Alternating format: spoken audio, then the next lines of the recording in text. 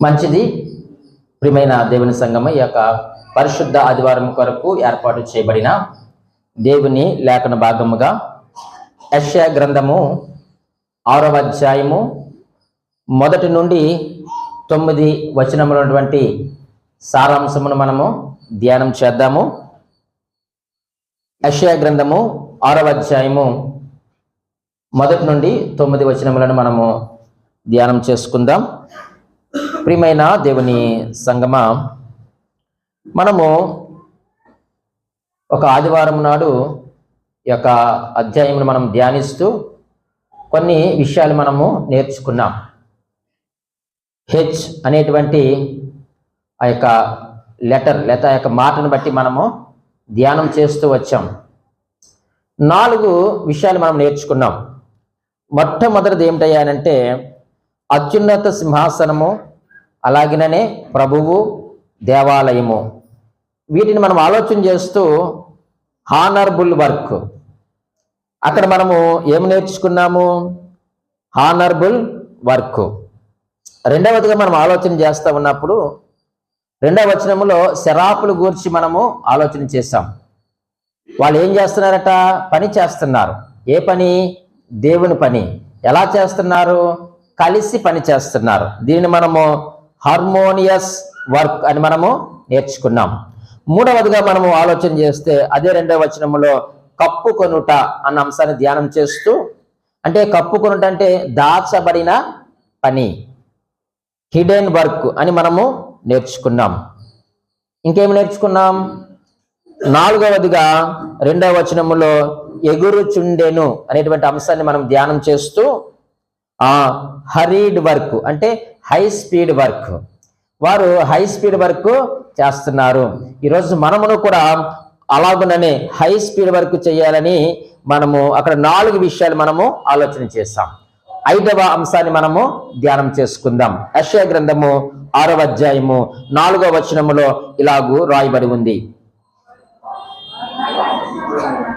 చూడండి, వారి కంఠస్వరము వలన గడప కమ్ముల పునాదులు కదులుచు మందిరము దోమము చేత నిండగా. చాలండి. 5వదిగా మనము ఆలోచన చేయవలసినటువంటి అంశం ఏమిటయ్యానంటే పునాదులు కదిలెను. ఎందుకు పునాదులు కదిలెను అంటే వారి కంఠస్వరము వలన. ఏమిటి ఆ కంఠస్వరము? వాళ్ళు ఏం చేస్తున్నారు? మాట్లాడండి. దేవునిని ఆరాధిస్తున్నారు, లేక దేవునిని గణపరుస్తున్నారు, ఆయనను కీర్తిస్తున్నారు, ఆయనను పొగుడుతూ ఉన్నారు. ఆ యొక్క శరాపుల యొక్క కంఠస్వరము వలన ఆ యొక్క దేని పునాదులవి? దేవుని యొక్క మందిరపు పునాది, దేవాలయం యొక్క పునాదులు కదులుచుండెను. ఈ మాట మనకి ఏమి నేర్పిస్తా ఉన్నాడు దేవుని వాక్యం అంటే ఇది పరిశుద్ధాత్ముని పని, హోలీ స్పిరిట్ వర్క్. ఇది ఎవరి పని చెప్పండి? పరిశుద్ధాత్మ దేవుని యొక్క పని. దేవుని యొక్క దేవాలయము దేనితో నిండిపోయింది చెప్పండి? మహిమతో నిండిపోయింది. ఈరోజు ఈ భూమి మీద దేవుని యొక్క ఆలయం ఎవరు? దేవుని యొక్క దేవాలయం ఎవరు? మనమే కదా, నడుస్తున్నటువంటి దేవాలయము. ఇప్పుడు ఈ యొక్క మన దేవాలయంలో ఎవరు ఉండాలి? పరిశుద్ధాత్మ దేవుడు. మీ యొక్క దేహము దేవునికి ఏమైనది? ఆలయమై ఉన్నది. ఏ దేవుడు వసిస్తున్నాడు మన హృదయంలో? పరిశుద్ధాత్మ దేవుడు మనలో నివసిస్తూ ఉన్నాడు. ఇప్పుడు మనము ఎవరి చేత నింపబడ్డామయ్యా అంటే పరిశుద్ధాత్మ దేవుని చేత నింపబడిన వారము. ఎప్పుడైతే పరిశుద్ధాత్మ దేవుడు మనలో నివసిస్తాడో, మనలో వసిస్తాడో, ప్రియమైన దేవుని సంగమా, మనం అనేకమైన కార్యములు చేస్తాం. ఇది నా మాట కాదు, బైబిల్ మాట. రండి, అపోస్తుల కార్యములు 1వ అధ్యాయములో 8వ వచనములో ఇలాగూ రాయబడి ఉంది. అపోస్తుల కార్యములు 1వ అధ్యాయము 8వ వచనములో అంటున్నాడు, అయినను పరిశుద్ధాత్మ మీ మీదకి వచ్చినప్పుడు మీరు శక్తి నొందెదరు గనుక. పరిశుద్ధాత్మ దేవుడు మనలో నివసిస్తే మనం ఏం పొందుకుంటాం చెప్పండి?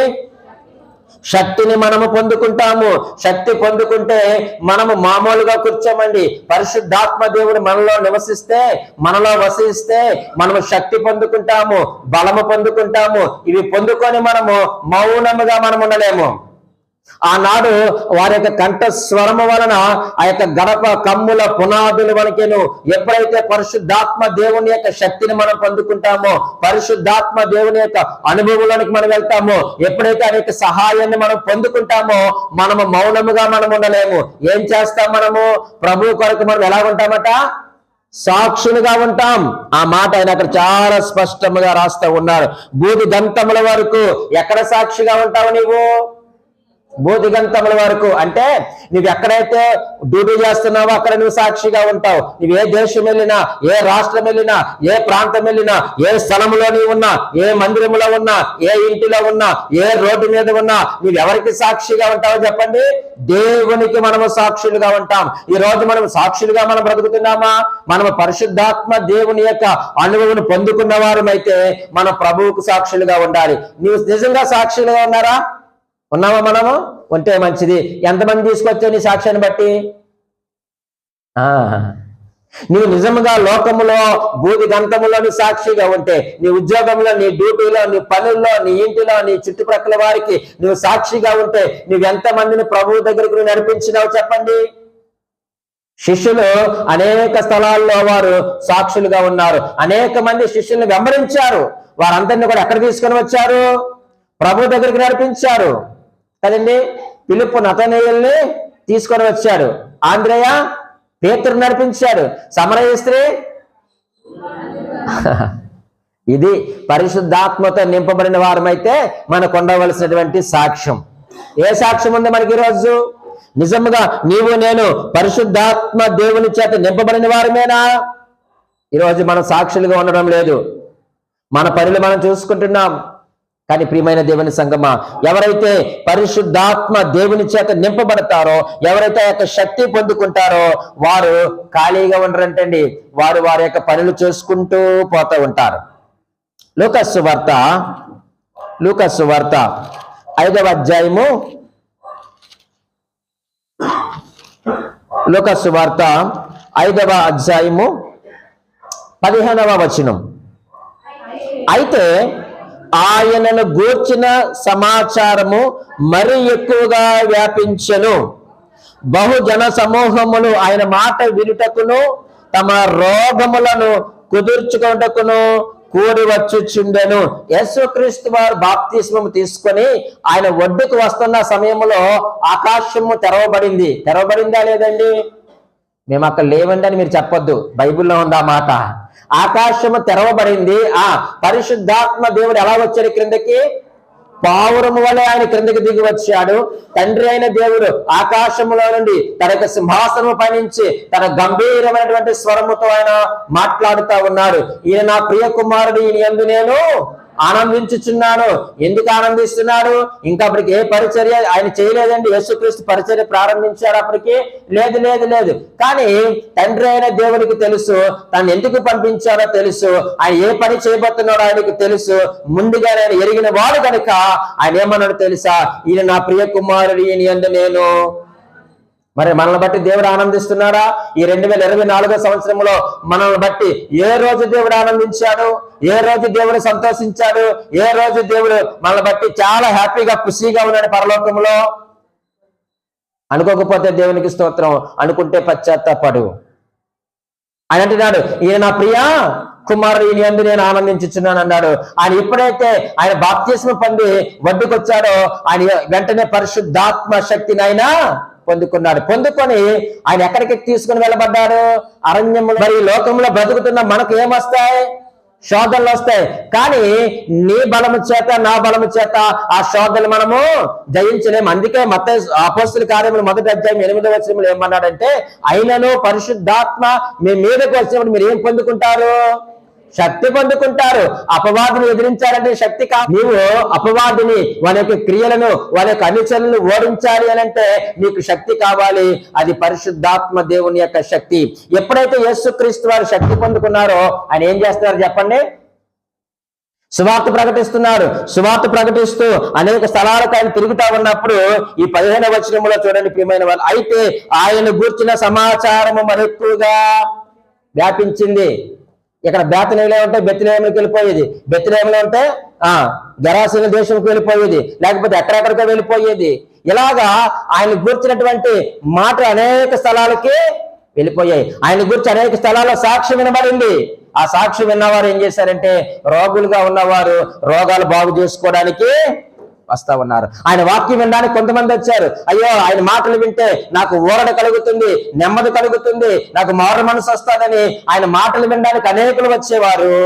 అలాగే రోగములతో ఉన్నవారు కూడా వచ్చేవారు. ఎందుకు చెప్పండి? స్వస్థత పొందుకోవడానికి వచ్చి ఆయన దగ్గర కూర్చుంటుండేవారు. దేవుడు ఏం చేశాడంటే, వీళ్ళకి ఇదే పనిగా అయిపోయిందిరా బాబు, ఈ స్వస్థత కార్యక్రమాలు ఎక్కువైపోయి అని చెప్పేసి వెంటనే 16వ వచనంలో ఆయన ఏం చేశాడు చెప్పండి? ఆయన ప్రార్థన చేయుటకు అరణ్యములోనికి వెళ్ళిపోయాడు. ఎందుకు వెళ్ళిపోయాడు? విశ్రాంతి తీసుకోవడానికి వెళ్ళిపోయాడా? ఈ గలిబిలంతా వదిలేసి నెమ్మదిగా ఆయన ఎక్కడికి వెళ్ళిపోయారంటే ప్రార్థన చేసుకోవడానికి ఆయన వెళ్ళిపోయాడు. ఈరోజు నీవు పరిశుద్ధాత్మ శక్తి చేత నువ్వు నింపబడితే నువ్వు ప్రార్థన జీవితం కలిగి ఉంటావు, అనేకులకు నువ్వు సాక్షులుగా నువ్వు జీవిస్తావు. Holy Spirit work. 6వదిగా మనం ఆలోచన చేస్తే ప్రియమైన వాళ్ళారా, మరలా యెషయా గ్రంథము 6వ అధ్యాయము 5వ వచనాన్ని చదువుతా ఉన్నాను చూడండి. నేను అయ్యో, చాలండి. అని ఎంత చక్కని మాట అన్నాడు చెప్పండి. నేను అయ్యో. ఈ మాట నాకు ఏమి నేర్పిస్తుందో తెలుసా? Humble work. ఏమి నేర్పిస్తుంది? హంబుల్ వర్క్, దీన పరిచర్య. ఒక్క మాట మీరు జ్ఞాపకం చేసుకోండి, అక్కడ ఉన్నటువంటి ఎవరికి కూడా అంతటి ప్రత్యక్షత దొరకలేదు.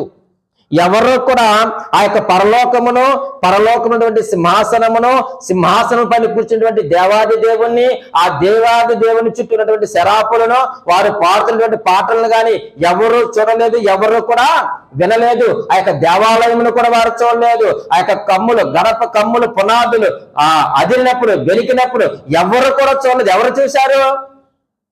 ఎవరు చూశారు? యెషయా ఒక్కడే చూశాడు.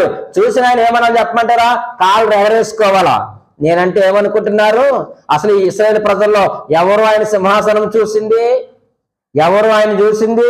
ఆయన మహిమను నేను చూశాను, పరలోకాన్ని చూశాను, నా ఎంత మనగాళ్ళు లేరని కాళ్ళరా.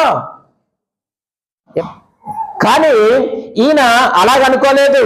ఇన్ని అనుభవాలు చూసిన తర్వాత ఓహో ఆహో అని భుజాలు చరుచుకోలేదు. కానీ ఆయన ఏమన్నాడు చెప్పండి? అయ్యో నేను అపవిత్రమైన పెదవులు కలిగిన వాడినే.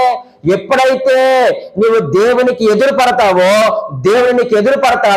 ఎప్పుడైతే నీకు ప్రత్యక్షత నీకు దొరుకుతుందో, ఆయన ఏంటో నీకు అర్థమవుతుంది, మనమేంటో మనకు అర్థమవుతుంది. అదేటో గాని మనము ఎంత ఆయన చూడు గాని, ఆయన చూసినా సరే గాని మనలో కఠినమైన మనసు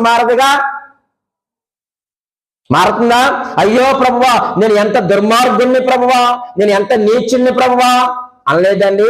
యోబు అంతటి వాడే అన్నాడు, అయ్యో నేను నీచుణ్ణి ప్రభువా, నీ గురించి విన్నాను గాని నిన్ను చూసిన తర్వాత నీవేంటో నాకు అర్థమైంది, నీ పరిశుద్ధత ఏమిటో నాకు అర్థమైంది, నువ్వెంత గరుడివో ఎంత గొప్పవాడువో నాకు అర్థమైంది, నేను ఎంత దౌర్భాగ్యున్నో, ఎంత దుర్మార్గున్నో, ఎంత పాపినో నాకు అర్థమైంది ప్రభువా. అయ్యో, ఇంత దర్శనము ఈ దేశంలో ఎవ్వరికీ కలగలేదయ్యా, నాకు కలిగింది, నిన్ను కన్నులారా చూస్తున్నానయ్యా అంటున్నాడు. ఈ మాట మనకి ఏమి నేర్పిస్తుందయ్యా అంటే దీన పరిచర్య, తగ్గింపు, హంబుల్ వర్క్. ఈరోజు మనం తగ్గించుకొని ఉందాం ప్రభు సన్నిధిలో. ఒకవేళ నువ్వు మనుషుల దగ్గర హెచ్చించుకో, కానీ ప్రభు దగ్గర ఆ పన్ను చేయొద్దా? తన్ను తాను తగ్గించుకునివాడు, తన్ను తాను హెచ్చించుకునివాడు. బైబిల్ చెప్పిన మాట, ఇది నా మాట కాదు. మరి మనకు కలిగిన ధనమును బట్టి మనం ఎందుకు విర్రవీగుతున్నాం? ఒకవేళ అలా నువ్వు విర్రవీగితే చేస్తాడు, ప్రభువా ఇదిగో నాకు కలిగిన దాంట్లో నేను నీకేమిస్తున్నాను? దశంభాగం ఇస్తున్నాను. ఎందులో ఇస్తున్నావు? పుదీనాలో ఇస్తున్నావు, కొత్తిమీరలో ఇస్తున్నావు, అన్నిట్లో అన్ని ఇస్తున్నావు. నువ్వు ఇవ్వండి ఏట్రా? నువ్వు ఇవ్వండి దేవునికి? నీ హృదయం ఇవ్వలేదు, నువ్వు అన్నీ ఇస్తున్నావు. కానీ పక్కన సొంకరు అంటున్నాడు, అయ్యా ఆకాశం వైపు కన్నులెత్తి చూడడానికి కూడా నేను ఎందుకు ఆకాశం వైపు చూడలేడు? ఆకాశంలో ఏముంది? ఆయన సింహాసనం ఉంది. ఆయన సమీపింపరాని తేజస్సులో ఆయన ఆ సింహాసనం మీద కూర్చుని ఉన్నాడు. అయ్యా నిన్ను నేను చూడలేనయ్యా, నీ పాదాల దగ్గరే నేను ఉంటానయ్యా అన్నాడు. ఆయనే కాదండి, పేతురు కూడా ఒక మంచి మాట చెప్పాడు. చూద్దామా? లూకా సువార్త 5వ అధ్యాయంలో చూడండి, పేతురు గారు ఎంత చక్కని మాట మాట్లాడాడో చూడండి. చదువుతా ఉన్నాను. 5వ అధ్యాయము 8వ వచనంలో ఇలా రాయబడి ఉంది. 5:8. సీమోను పేతురు అది చూచి యేసు మోకాళ్ళ ఎదుట సాగిలపడి, ప్రభువా నన్ను విడిచి పొమ్ము, నేను పాపాత్ముడనని చెప్పాను. అరే, మరి ఇంతవరకు సంభాషణ చేయలేదా? ఇంతవరకు మాట్లాడలేదా? వచ్చి పేతురు తినడానికి ఏమున్నాయంటే ఏమీ లే ప్రభువా, రాత్రంతా శ్రమ పడ్డాం కానీ ఒక్క చేప కూడా మాకు పర్లేదయ్యా. పర్లేదా? సరే కొంచెం లోతుకి నడిపించు, కుడి ప్రక్కవై అన్నాడు. వేశాడు. చక్కగా చేపలు పడ్డాయి, మాట్లాడుకున్నారు, ఒడ్డుకొచ్చారు, పక్క వాళ్ళు పిలిచారు, అన్ని బాగానే ఉన్నాయి. ఇదేంటి ఇక్కడ ఏమన్నాడు సరైనా? ఏమైంది మరి ఇప్పుడు పేతురికి? తన కంటికి పట్టినటువంటి పొరలన్నీ కూడా రాలిపోయాయి. ఆయన ఏమిటో, ఆయన మహిమ ఏమిటో, ఆయన యొక్క శక్తి ఏమిటో పేతురు తన యొక్క మనోనేత్రములతో చూసి అంటున్నాడు, అయ్యా నేనెవరిని? పాపాత్ముని ప్రభువా. నువ్వు ప్రభువులకు ప్రభుడవు, రాజులకు రాజు. ప్రభువా అంటే అదే కదా. నాకు ఇక్కడ ఒక మాట వెంటనే తలంపు వచ్చింది. ఆయన విడిచిపోవడానికి ఈ లోకానికి, ఎస్, ఆయన నిన్ను వదిలిపోవడానికి ఆయన ఈ లోకానికి రాలేదు. నిన్ను పట్టుకోవడానికి వచ్చాడు, నిన్ను ముట్టడానికి వచ్చాడు, నిన్ను తన సొత్తుగా చేసుకోవడానికి వచ్చాడు, తన ప్రజలుగా తన స్వాస్థ్యముగా చేసుకోవడానికి ప్రభువైన యేసుక్రీస్తు వారు ఈ లోకానికి వచ్చారు. ఆయన అంటున్నాడు, ప్రభువా నన్ను విడిచిపొమ్ము, నేను పాపాత్ముడనని చెప్పాను. ఓకే, నువ్వు ఒప్పుకున్నావు కదా, నువ్వు పాపాత్ముడిని ఒప్పుకున్నావు కదా, నేనేంటో నీకు అర్థమైంది కదా. రా, నువ్వు చేపలు కాదు నువ్వు పట్టవలసింది, నిన్ను మనుషులు పట్టు జాలరుగా నేను మార్చిపోతున్నాను. దేవునికి మహిమ కలుగును గాక. ఈ రోజు ఈ వాగ్దానం దేవుడు మనకి ఇచ్చాడు. ఏమిటో తెలుసా? నువ్వు ఒప్పుకో ప్రభు దగ్గర. నువ్వు చూసిన ప్రత్యక్షతను, నీకున్నటువంటి ఆధ్యాత్మిక జీవిత అనుభవాన్ని ప్రభు దగ్గర నువ్వు పెట్టి, ప్రభువా నేను పాపాత్ముడను, నేను అపవిత్రమైన కథలను కలిగిన వాడినయ్యా, అయ్యో నేను ఎంత దుర్మార్గున్నో నాకు అర్థమైంది ప్రభువా, నన్ను ఒప్పుకో, నన్ను విడిచి వెళ్ళిపో అంటే ఆయన అంటాడు, నా కుమారుడా నా కుమార్తె, నిన్ను విడిచి వెళ్ళడానికి నేను ఈ లోకానికి రాలేదు, నిన్ను మార్చుకొని నిన్ను చేర్చుకోవడానికి ఈ లోకానికి వచ్చాను. రా, ఇక నువ్వు మనుషులు పట్టు జాలరుగా నేను మార్చబోతున్నాను. ఈరోజు నీ ద్వారా నీ కుటుంబం ప్రభు దగ్గరికి రావాలి. 6వది ఏంటి నేర్చుకున్నామండి? అయ్యో దీన పరిచర్య, హంబుల్ వర్క్. మరలా 7వ విషయాన్ని మనం ధ్యానం చేద్దాం. 6వ అధ్యాయము యెషయా గ్రంథము 7వ వచనంలో ఈ మంచి మాటను మనం చూద్దాం. ఇది నీ పెదవులకు తగిలిన గనుక నీ పాపమునకు ప్రాయశ్చిత్తమాయెను, నీ దోషము తొలగిపోయెను. ఈ 7వ వచనములో ఏం రాశారు? దోషము తొలగిపోయెను అంటే పరిశుద్ధ కార్యము, హోలీ వర్క్. ఏ కార్యం అండి ఇది? హోలీ వర్క్, పరిశుద్ధమైన కార్యము. ఏది పరిశుద్ధమైన కార్యము? మాట్లాడరే, ఏది పరిశుద్ధమైన కార్యము? నిన్ను రక్షించుకోవడము పరిశుద్ధమైన కార్యము, నిన్ను ప్రేమించడము పరిశుద్ధమైన కార్యము, నీ పాపములను తీసివేయడము పరిశుద్ధమైన కార్యము, నీ అతిక్రమములను నీ దోషములను తుడిచివేయడము, మాట్లాడరే, పరిశుద్ధమైన కార్యము. నిన్ను సమాధిలో నుంచి విమోచించడము. ఆయన అంటున్నాడు, నిన్ను విడిచి వెళ్ళిపోవడానికి రాలేదు. ఈ 2024వ సంవత్సరంలో నేను విడిచిపెట్టను, నేను నీకు దూరముగా ఉండను, నేను నీకు సమీపముగా ఉంటాను. ఇదిగో నీ ఎడల ఒక పరిశుద్ధమైన కార్యములు చేయడానికి నేను సిద్ధముగా ఉన్నాను. దేవుని యొక్క పనిలో ఎంత పరిశుద్ధపరచబడితే అంత మనకు మేలు. ఎవరి పనిలో మనం పరిశుద్ధపరచబడాలి? దేవుని పనిలో, మనుషుల పనిలో కాదు. నీ ఉద్యోగంలో చాలా పర్ఫెక్ట్ గా ఉంటావు కదా, నీ పై అధికారులను చాలా జాగ్రత్తగా ఉంటావు, చాలా, ఎందుకంటే ప్రమోషన్ అనో లేకపోతే శాలరీ పెంచుతారనో సంథింగ్ ఏదో ఉంటాయి. కానీ మనము దేవుని యొక్క పనిలో ఎంత పరిశుద్ధపరచబడితే అంత మంచిది. Check your Holy Spirit. నేను పరిశుద్ధాత్మను ఒకసారి చెక్ చేసుకో, ఆ యొక్క పరిశుద్ధమైన కార్యములు చెక్ చేసుకో. అందుకే కీర్తనకారుడు ఒక మంచి మాట అంటాడండి. 139వ కీర్తన 23వ వచనాన్ని చూడండి. 139వ కీర్తన 23వ వచనములు అంటున్నారు, దేవా నన్ను పరిశోధించు, దేవా నన్ను మాత్రమే పరిశోధించు. మన ప్రార్థన ఎలా ఉంటాయంటే దేవాలయంలోకి వెళ్ళిన వాళ్ళ ఉంటది మన ప్రార్థన. ప్రభువా నేను నీతిమంతుని, యథార్థవంతుని, న్యాయవంతుని, నేను ప్రార్థన చేస్తున్నాను, నేను దశమ భాగం ఇస్తున్నాను, నేను ఉపవాసం ఉంటున్నానని ఈ గొప్పలన్నీ చెప్తాను. కానీ కీర్తనకారుడు అంటున్నాడు, దేవా నన్ను పరిశోధించి నా హృదయమును తెలుసుకో. ఎందుకంటే హృదయం అన్నిటికంటే ఘోరమైన బండలాంటి హృదయం అయ్యా. ఈ హృదయం ఎవ్వరికి అర్థం కాదు. నా హృదయం నాకు అర్థం కావట్లేదు, నా భార్యకు అర్థం కావట్లేదు. కట్టుకున్న భార్య 18 సంవత్సరాల సహవాసం, 30 సంవత్సరాల సహవాసం, 50 సంవత్సరాల భాగస్వామ్యం ఉన్నటువంటి నా భార్యకే నా హృదయం అర్థం కావట్లేదు, నా భర్తకే నా హృదయము. దావీదు అంతటి వాడు అంటున్నాడు, దేవా నన్ను పరిశోధించు, నా హృదయమును తెలుసుకొనవా ప్రభువా. నన్ను పరీక్షించి నా ఆలోచనలు, ఎంత దౌర్భాగ్యమైన ఆలోచనలో, ఎంత క్రూరమైన ఆలోచనలో ప్రభువా. ఏంటో ప్రభు ఈ ఆలోచన, చెడ్డ ఆలోచనలు ప్రభువా. కళ్ళు మూసి ప్రార్థన చేస్తున్నాను కానీ నా ఆలోచనలు Dubai, Khattar, America, USA, UK మొత్తం తిరిగి వచ్చేస్తున్నాయి ప్రభువా.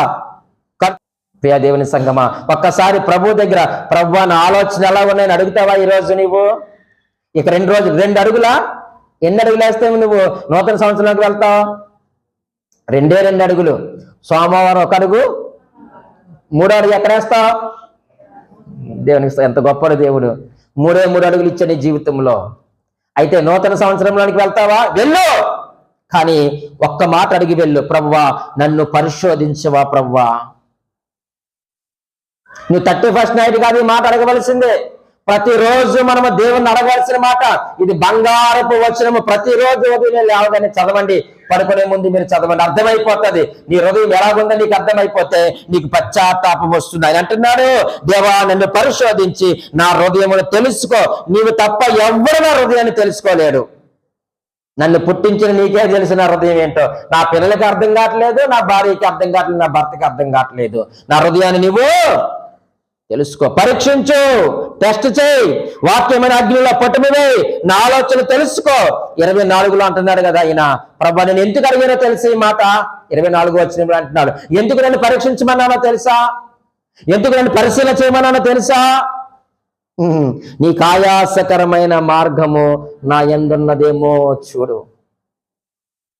నా ప్రతిరోజు అనుదిన ప్రార్థనలో ఇది తప్పకుండా నేను చేస్తాను. ఏంటో తెలుసా ప్రభువా, నా హృదయములో, నా ఆలోచనలో, నా తలంపులో నీకు ఆయాసకరమని ఏమైనా ఉంటే తీసేయి. ఉండవంటారా? ఉంటే ఏదో ఒకటి ఉంటుంది. ఉండదంటే నీ అంత దొంగ ఎవడో ఉండడు, నా అంత దొంగ ఎవడో కూడా ఉండడు. ఏదో ఒక ఆశ, ఏదో ఒక చెడ్డ తలంపు వస్తుంది నీ చూపుల ద్వారా, నీ ఆలోచన ద్వారా, నీ మాటల ద్వారా, నీ తలంపుల ద్వారా. ఏదో దేవునికి ఆయాసకరమైనది ఉంది. అందుకని అంటున్నాడు, అయ్యా నీకు ఆయాసకరమైనది నా యందున్నదేమో చూడవా, చూసి నన్ను సరిచేసి నీ నిత్య మార్గంలో నడిపించవా. ఎంత పశ్చాత్తాపం అండి దావీదు గారి జీవితంలో. కానీ ఈరోజు మనకు లేనిది ఏంటి చెప్పండి? మనకు లేనిది ఏంటి? నేను అనలేదు ఆ మాట, మీరు అంటున్నారు. నిజమే, ప్రభు దగ్గర మనం ఒప్పుకుందాం. యోబే పశ్చాత్తాపడ్డాడు, యెషయా ప్రవక్త పశ్చాత్తాపడ్డాడు, అనేకులు ప్రభు దగ్గర పశ్చాత్తాపడ్డారు. ఆయన యొక్క శిష్యులు పశ్చాత్తాపడ్డారు, గొప్ప గొప్ప సేవకులే ప్రభు దగ్గర పశ్చాత్తాపడ్డారు. వారందరినీ దేవుడు పరీక్షించాడు, పరిశీలించాడు. ఉన్నతమైన స్థాయిలో దేవుడు వారిని నిలబెట్టినట్లుగా, నా మాటల్లో, నా చూపులు, నా కార్యాలు నన్ను పరీక్షించు, బాగుగా చూడు, భూతార్థం పెట్టుకుని మరీ చూడు ప్రభువా. ఎందుకంటే నేను తెలిసి తెలియజేస్తున్నాను అనుకోండి, నేను ఆలోచన ప్రకారంగా. కాబట్టి నీ కన్నులతో నన్ను చూసి నువ్వు నన్ను ఏం చేయాలి? నువ్వు సరిచేయవా ప్రభువా, నన్ను పరిశుద్ధపరచువా ప్రభువా అంటున్నాడు. దోషము తొలగిపోయేను. ఇది హోలీ వర్క్, పరిశుద్ధమైన కార్యము. 8వ విషయాన్ని మనం జ్ఞాపకం చేసుకుందాం. 8వదే కదండి, 8వదే కదా. రండి 6వ అధ్యాయము మరలా 8వ వచనాన్ని మనము చదువుకుందాము. అప్పుడు నేను ఎవరిని పంపెదను, మా నిమిత్తము ఎవరు పోవునని ప్రభువు సెలవీయగా వింటిని. అంతట నేను చిత్తగించుము, నేనున్నాను, నన్ను పంపుమనగా. ఈ 8వ పాయింట్ ఏంటంటే, నన్ను పంపుము అనంటే హృదయపూర్వక పని, హార్ట్ఫుల్ వర్క్.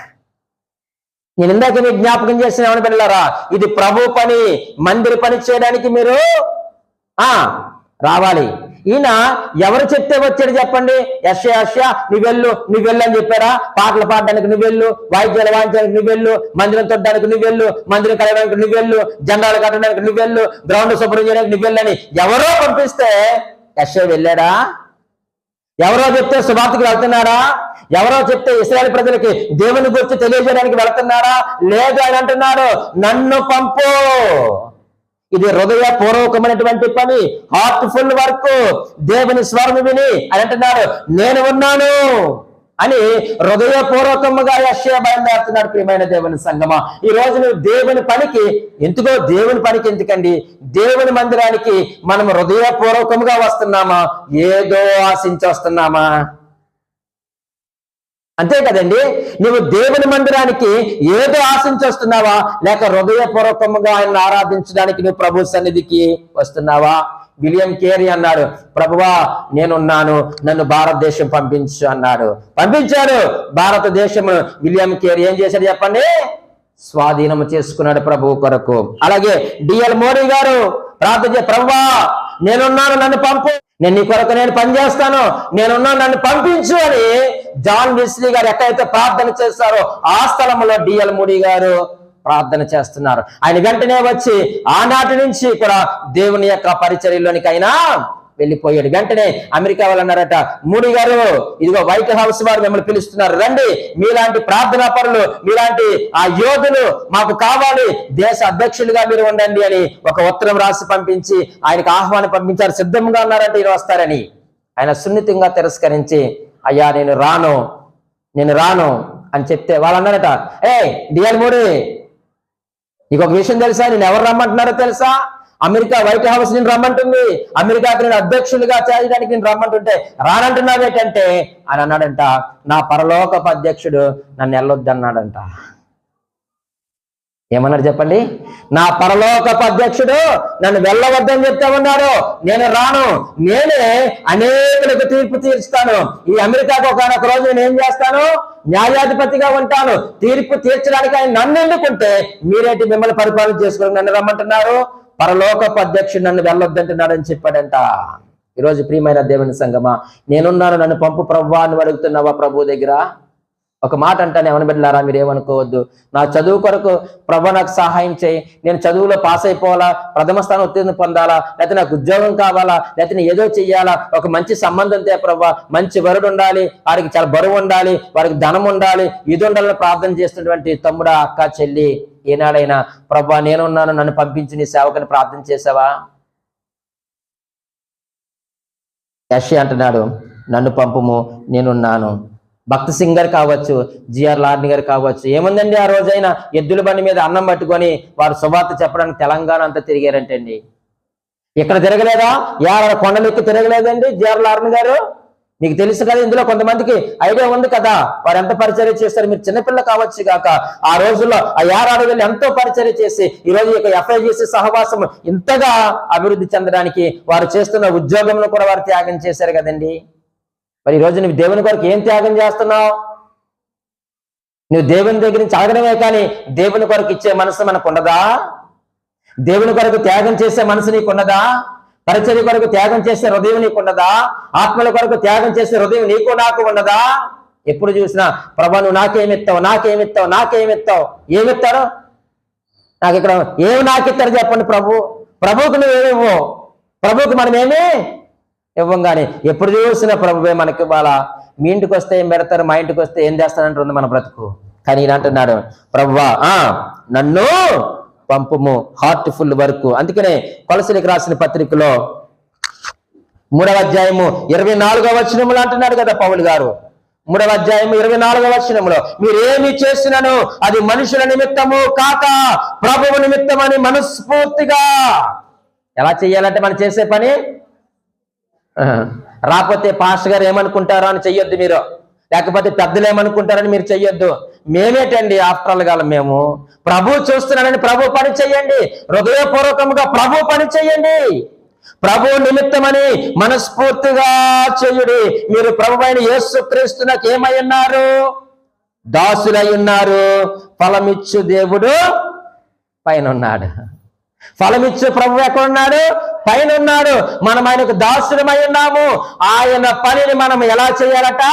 మనస్ఫూర్తిగా మీరు చెయ్యండి. హృదయపూర్వకమైన పని. ప్రియమైన అక్క, చెల్లన్న, తమ్ముడా, ఈ మాటలన్నీ నువ్వు గుర్తుపెట్టుకొని నువ్వు హృదయంలో భద్రపరుచుకొని ఒక మంచి తీర్మానంతో 3వ అడుగుని వేయాలని నేను కోరుకుంటున్నాను. నూతన సంవత్సరంలో నువ్వు ప్రవేశించాలని నేను కోరుకుంటున్నాను. సరే, 9వదిగా మనం ఆలోచన చేద్దాం. 6వ అధ్యాయము మరలా 9వ వచనములు అంటున్నాడు కదా ఆయన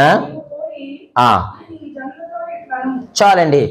నీవు పోయి లేక నీవు వెళ్ళి, ఈ మాట మనకి ఏమి నేర్పిస్తున్నాయి అనంటే అప్పగింపబడిన పని, హెవెన్లీ వర్క్, హెవెన్లీ కమిషన్. ఇది అప్పగింపబడిన పని. ఈ పని నీకు ఎవరు అప్పగించారు? దేవుడు అప్పగించాడు. నీవు ఆరాధించే పని దేవుడు అప్పగించాడు, ఆయన స్తుతించే పని దేవుడు అప్పగించాడు, ఇక్కడ వాక్యం ప్రకటించే పని దేవుడు అప్పగించాడు, వాయిద్యములు వాయించే పని దేవుడు అప్పగించాడు, నువ్వు ఇక్కడ మందిరాన్ని శుభ్రం చేసేటువంటి పని దేవుడు అప్పగించాడు, పెద్దగా నేను నియమించుకున్నాడు, పరిచారకుడిగా నేను నియమించుకొని ఆయన నీకు ఏం అప్పగించాడు? పని అప్పగించాడు. ఒక మాట చెప్తాను, మీరు జ్ఞాపకం చేసుకోండి. ఆయన పని ఇచ్చాడంటే దానికి కావలసిన వనరులను కూడా ఎవరిస్తారు? మరి మనం ఎందుకు కుదేలైపోతాం, జుట్టు పీకేసుకుంటాం? నోవాహుతో ఏమన్నాడు దేవుడు? నువ్వు వాడ సిద్ధపరచు. చిన్నవాడా అదేమన్నా? చాలా పెద్దవాడా. మీరు చదివినప్పుడు మీకు అర్థమైందో లేదో నాకు తెలియదు, కానీ ఎక్కడైనా ఎప్పుడైనా ఆయన కానీ తన భార్య కానీ తన పిల్లలు కానీ, ప్రభువా మాకు కర్ర కావాలి, ప్రభువా మాకు మేకులు కావాలి, ప్రభువా మాకు కీలు కావాలని ఎక్కడైనా ప్రార్థన చేశారు? చెప్పండి, చేశారా? మరి ఎందుకు చేయలేదైనా? మరి చెయ్యాలి కదా. ఇప్పుడు అంత పెద్ద వారను కట్టడం, మనం ఇల్లు కడితేనే ఏం చేస్తారు చెప్పండి, మీరు నాకు చెప్పండి. ఇల్లు కట్టుకుంటున్నారు ఉదాహరణకి, మీరు ఎవరన్నాను ఏం చెప్తారు నాకు? ప్లీజ్ మాట్లాడండి. ప్రార్థన చేయమంటే అంతవరకు ఓకే, దేవుని స్తోత్రం, హ్యాపీగా చేస్తున్నా. ఆర్థిక సహాయము దేవుడు మూట తొయ్యాలి. ఎక్కడి నుంచి తొయ్యాలి? ఆకాశపు ధరనిధిని తెరిచేయాలా. ధరనిధి ఉందని నీతో చెప్పాడు ఆయన. వాక్యంలో ఇప్పేవాళ్ళ కిటికీలో కూడా కాదు. నాకు ఆ మాట చదువుతా ఉన్నప్పుడు నాకు కొంతమంది ప్రార్థన చేస్తారు, ప్రభువా ఆకాశపు వాక్యంలు విప్పే. బాబు ఒక మాట మీకు జ్ఞాపకం చేయనా, ఆయనకి తెలుసు నీకు ఎంత ఇవ్వాలో ఏమి ఇవ్వాలో ఆయనకు. నువ్వు రికమెండేషన్ ఇవ్వద్దు, నువ్వు డీడీలు తీయొద్దు, నువ్వు చెక్కులు రాయొద్దు. నీకు పని అప్పగించారంటే ప్రొవిజన్ కూడా ఎవరిస్తారు? విజన్ ఇచ్చానంటే ఆయన ఏం చేస్తాడు? ప్రొవిజన్ కూడా ఆయనే నీకు ఇస్తాడు. మరి నువ్వెందుకు సతమతం అయిపోయి దిగులు పడిపోతున్నావు? కాబట్టి నువ్వు సతమతం అవ్వద్దు, నువ్వు భయపడవద్దు. ఆయన అంటున్నాడు నీవు వెళ్ళి, అంటే అప్పగింపబడిన పని, హెవెన్లీ వర్క్. ఈరోజు ఈ పని ప్రభు మనకి ఇచ్చాడు. ఇది పరలోక సంబంధమైన పని. మనం చేద్దాం. నీకు కావాల్సిన వనరులన్నీ నీకు ఇస్తాడు. ఇంటర్మీడియట్ లో ప్రథమ స్థానంలో పాస్ అవ్వాలా దానియేలు? ఖచ్చితంగా దేవుడు నేను పాస్ చేస్తాడు. ప్రార్థన చేయి, ప్రభు మీద నువ్వు ఆధారపడు. నీ ఉద్యోగంలో నీ ప్రమోషన్, నీ ట్రాన్స్ఫర్, అలాగే నీకు వివాహము. ఎస్, ఆయనకి తెలుసండి బాబు. ఆయనకి తెలియదు ఏముందండి? ఏది లేదు, అన్ని తెలుసు ఆయనకి. నీ ఇల్లు ఎలా కట్టించుకోవాలో, ఏ మార్బుల్స్ వేయాలో, ఏ టైల్స్ వేయాలో, ఏ లైటింగ్ పెట్టాలో అన్ని కూడా ఎవరికి తెలుసు? దేవుడు ఆయన ఇస్తాడు. నువ్వు సతమతం అయిపోయి లోకానుసారంగా నువ్వు ఎప్పుడు కూడా ఆలోచన చెయ్యొద్దు. నువ్వు ప్రార్థన చేయి, ఖచ్చితంగా ఆయన నీకు చక్కని పనిని అప్పగిస్తాడు. లాస్ట్ వన్, 10వది మనము ఆలోచన చేసి మనం ముగించుకుందాం. చూడండి, 9వ వచనంలో ఈ మంచి మాట రాయబడి ఉంది. మరలా ఆయన అంటున్నాడు, నీవు పోయి ఈ జనులతో ఇట్లనము, మీరు సత్యము వినుచుందురు గాని గ్రహింపకుందురు, నిత్యము చూచుచుందురు గాని తెలుసుకొనకుందురు. నిత్యము ఏం చేస్తున్నారట? వింటున్నారు. నిత్యము చూస్తున్నారు కానీ మీరు ఎవరు గ్రహించరు లేక తెలుసుకోరు. ఇక్కడ ఇంకొక మాట మనం యాడ్ చేసుకుందాం. 5వ వచనంలో అంటున్నాడు, అయ్యో నేను అపవిత్రమైన పెదవుల గలవాడును, అపవిత్రమైన పెదవుల గల జనముల మధ్య నివసించువాడును. ఈ మాట ఏమి నేర్పిస్తుంది? 9వ వచనం అంటే మొండి జనము. ఎవరండి వీళ్ళ? మొండి జనము. కాబట్టి ఇది హార్డ్ వర్క్. ఎలాంటి వర్క్ ఇది? మనం రాయి లాంటి హృదయం కలిగిన వారిని, రాయిని ఎన్ని సంవత్సరాలు నీటిలో పెట్టినా ఎక్కడ ధరిస్తుంది? పైన ధరిస్తుంది. కానీ ఈయన నే ఆ మాటలు కాదండి, ఆయన అంటున్నాడు, అయ్యో ప్రభువా నువ్వు వెళ్ళమని చెప్తున్నావు కానీ ఈ జనులతో ఇట్లు చెప్పంటున్నాడు, వారు ఎటువంటి వారట? వారు నిత్యము వింటున్నారు. ఎక్కడి నుంచి వింటున్నారు వాళ్ళు? ఉదాహరణకు మనకు తెలుసు, ఎక్కడి నుంచి? ఐగుప్తు ఎండింగ్ స్టార్టింగ్ వచ్చే ముందు నుంచి వింటున్నారు కదా వాళ్ళు. విన్నారా లేదా? వారు నిత్యము వినిచుందరు కానీ ఏం చేస్తా లేదు, గ్రహిస్తా లేదు. నిత్యము చూస్తున్నారు కానీ తెలుసుకోవడం లేదు. ఎందుకు గ్రహిస్తా లేదు, ఎందుకు తెలుసుకుంటా లేదంటే వారు ఎటువంటి వారట? 5వ వచనంలో, వారు అపవిత్రమైన పెదవులు కలిగిన జనులు, వారు మొండి జనం. వారిని వాక్యంలో నానబెట్టినా సరే గాని పైన తడుస్తుంది కానీ వారి యొక్క హృదయము. ఈరోజు మనం కూడా మొండి జనంగా ఉన్నామా? హార్డ్ వర్క్ చేయవలసి వస్తుంది. ఎటువంటి వర్క్ చేయవలసి వస్తుంది? హార్డ్ వర్క్ చేయవలసినటువంటి పరిస్థితి వస్తుంది. ఎందుకట? వారు ఎటువంటి వారట? వారు మొండి జనము. ఎటువంటి వారు వాళ్ళు? మొండి జనముగా వారు ఉన్నారని దేవుని యొక్క వాక్యం ద్వారా చాలా స్పష్టంగా తెలియజేస్తూ ఉన్నాడు. చూడండి, దేవుని యొక్క వాక్యములో మనం చూసినట్లయితే యెహెజ్కేలు గ్రంథములో 2వ అధ్యాయము 4వ వచనములో ఆయన ఏమంటున్నాడంటే, ప్రియమైనలారా, వారు సిగ్గుమాలిన వారు.